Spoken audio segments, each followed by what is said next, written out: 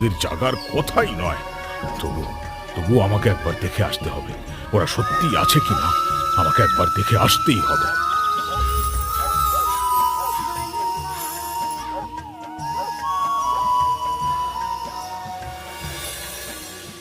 এই তো এই তো ওরা ঘুমোচ্ছে। সেই তো, এই ঘুম তো এমনি এমনি ভাঙবে না। তবে ওখানে ওরা কারা ছিল? এসব কি ঘটছে? কি ঘটছে? এসব কি সত্যি ঘটছে? যদি আসল গোপ বালক এরা হয়, তাহলে তাহলে ওরা কি মায়া?